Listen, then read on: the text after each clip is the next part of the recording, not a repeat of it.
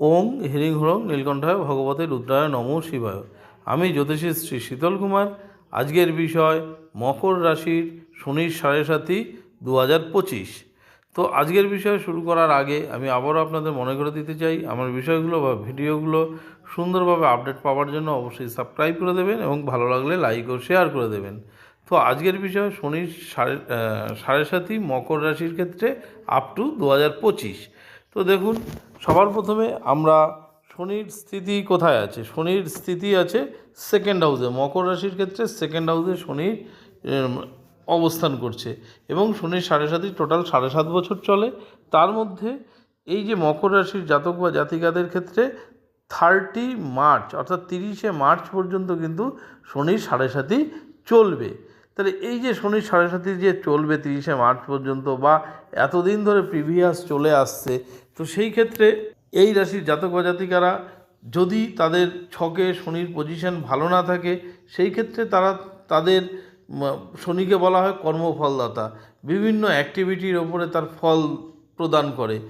তো শনি সেকেন্ড হাউসে বসে কিন্তু ফোর্থ হাউসে দৃষ্টি দিয়েছিল। তো যেহেতু ফোর্থ হাউসে দৃষ্টি দিয়েছে, ফোর্থ হাউস থেকে আমরা গৃহসুখ বুঝি। কোথাও একটা আপনাদের যদি যে জন্মকালীন যে ছক আছে, জন্ম সময় দিয়ে যে ছক আছে, সেই ছকে যদি দেখা যায় যে শনির পজিশন খুব খারাপ, তাহলে কি হলো, ফোর্থ হাউসটা কিন্তু ড্যামেজ হলো।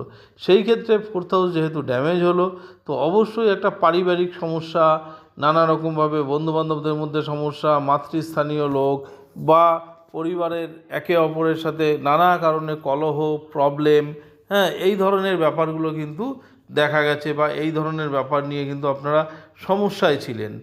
তো সেই ক্ষেত্রে যখনই শনির এই যে 30শে মার্চ সাড়ে সাতি শেষ হয়ে যখন থার্ড হাউসে প্রবেশ করবে, তখন কিন্তু শনির দৃষ্টিটা কিন্তু থাকবে না আর। তো যেহেতু শনির দৃষ্টিটা তখন ফোর্থ হাউসে থাকবে না, তুলনামূলক এই যে ড্যামেজ স্থানগুলো কিন্তু আরও বেটার পজিশান হবে। অর্থাৎ কোথাও একটা ধীরে ধীরে আপনাদের গৃহ শান্তি বা গৃহ সুখ ফিরবে। মাতৃস্থানীয় ব্যক্তি বা বন্ধুবান্ধবদের মধ্যে যদি রিলেশন পূর্বে খারাপ হয়ে থাকে, ধীরে ধীরে কিন্তু আপনাদের প্যাচ আপ হবে বা ধীরে ধীরে কিন্তু সম্পর্ক উন্নতির দিকে যাবে। অর্থাৎ ওভারঅল পরিবার নিয়ে যে একটা টেনশান, একটা নানা রকম চিন্তা ভাবনা, এইগুলো কিন্তু তুলনামূলকভাবে আস্তে আস্তে আরও বেটার হবে বা উন্নতির দিকে যাবে। রিলেশনটাও কিন্তু বেটারের দিকে যাবে। এরপরে শনি এতদিন ধরে অষ্টম হাউসে দৃষ্টি দিয়েছিল বা 30শে মার্চ পর্যন্ত কিন্তু অষ্টম ঘরে দৃষ্টি রয়েছে এবং নিজে কিন্তু সেকেন্ড হাউসে বসে আছে। তাহলে অষ্টম ঘর আমরা জানি বিপদের ঘর, প্রবলেমের ঘর, তার সঙ্গে সেকেন্ড হাউস, তার মানে হেলথ ইস্যু নিয়েও নানা রকম প্রবলেম অনেকের চলছিল।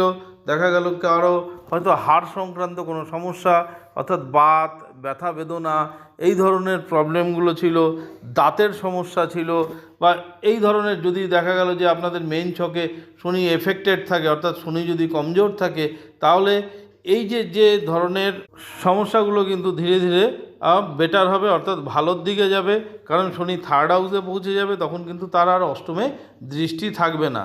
তো অষ্টমে দৃষ্টি না থাকলে এবং সে সেকেন্ড হাউস থেকে থার্ড হাউসে প্রবেশ করলে দেখবেন ধীরে ধীরে দাঁতের সমস্যা বা মুখের সমস্যা কিন্তু ইমপ্রুভ হবে, বা ব্যথা বেদনা, বাতের সমস্যা, হাড় সংক্রান্ত কোনো সমস্যা, হঠাৎ করে কোনো দুর্ঘটনার চান্স, এইগুলো কিন্তু তুলনামূলকভাবে অনেক বেটার হবে বা উন্নতি হবে, কারণ দুর্ঘটনার চান্সটাও থাকবে না, রিমুভ হয়ে যাবে। তো এইগুলো কিন্তু আপনারা সুফল কিন্তু পেতে পারেন। এরপর আপনারা শনি থার্ড হাউসে যখন প্রবেশ করবে, তখন কিন্তু দেখবেন নানা কারণে আপনাদের ছোটোখাটো ট্যুর হতে পারে, ছোটোখাটো ট্যুর ট্রাভেল, কোথাও ঘুরতে গেলেন ছোটোখাটো জায়গায়, আপনাদের মধ্যে দেখবেন সাহস বা বিক্রম এগুলো অনেকটাই বাড়বে। অর্থাৎ আপনাদের মধ্যে যে এতদিন শনির সাড়ে সাতি চলছিল, একটা ডিপ্রেশন যেটা কাজ করছিল, সেই ডিপ্রেশনগুলো কিন্তু অনেকই তুলনামূলক রিকভার হবে। তো এই ধরনের ফলগুলো কিন্তু আপনারা পেতে পারেন। তারপরে শনি এতদিন ধরে 11th হাউসে দৃষ্টি দিচ্ছিল। এবার 11th হাউসে যখন দৃষ্টি দিয়েছিল, বিভিন্ন কারণে কিন্তু সাকসেসের বাধা, সাফল্যের বাধা পাচ্ছিলেন। অর্থাৎ কর্মক্ষেত্র হোক, আপনি দেখবেন যে আপনার নিজস্ব কাজ করে যাচ্ছেন অথচ আপনি ঠিকঠাক রেজাল্ট পাচ্ছেন না। পড়াশোনার ক্ষেত্রে নিজস্ব যা কিছু মানে যে কোনো কিছু সাকসেসে কিন্তু বাধা আসছিল। তো সেই বাধাগুলো কিন্তু তুলনামূলকভাবে অনেক কেটে যাবে। তার সঙ্গে শনি এখন দৃষ্টি দেবে কোথায়? শনি কিন্তু দৃষ্টি দেবে 12th হাউসে। তাহলে 12th হাউস কিসের ঘর? 12th হাউস কিন্তু বিদেশ, অর্থাৎ যারা দেখবেন বিদেশে কর্মরত আছেন বা বিদেশে যাওয়ার চেষ্টা করছেন, হ্যাঁ, দীর্ঘদিন ধরে কোনো না কোনো কারণে বিদেশে যাওয়া আটকে যাচ্ছে, তাদের ক্ষেত্রে কিন্তু বেটার হতে পারে, অর্থাৎ বিদেশে যাওয়া আপনার সাকসেস হতে পারে। বা যারা দূরে কোথাও কোম্পানিতে আউট অফ স্টেট অর্থাৎ জন্মস্থান থেকে দূরবর্তী স্থানে কর্মরত আছেন, তাদের ক্ষেত্রে কিন্তু বেটার উন্নতি হতে পারে। বা বিদেশে যারা কর্মরত আছেন তাদের ক্ষেত্রেও উন্নতি কিন্তু হতে পারে।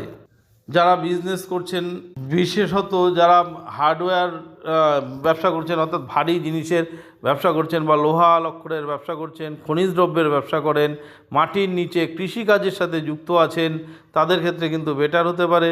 মাটির নিচের জিনিসের সাথে যারা ব্যবসা করছেন তাদের ক্ষেত্রেও আরও বেটার হবে। যাদের হার্ডওয়্যার বিজনেস তাদের ক্ষেত্রেও কিন্তু বেটার হবে। বা এই ধরনের কোনো ইন্ডাস্ট্রিতে যারা কর্মরত আছেন তাদের ক্ষেত্রেও কিন্তু আশানুরূপ ফল কিন্তু আপনারা পাবেন। কিন্তু দ্বাদশে যখন দৃষ্টি দেবে, এই সমস্ত সঙ্গে যারা দেখবেন যে কাছাকাছি কোথাও জব করছেন তাদের ক্ষেত্রে কিন্তু একটু আর্থিক ব্যয়ের পরিমাণটা কিন্তু বেড়ে যেতে পারে। কারণ শনি কিন্তু দ্বাদশে দৃষ্টি দেবে 30শে মার্চের পরে।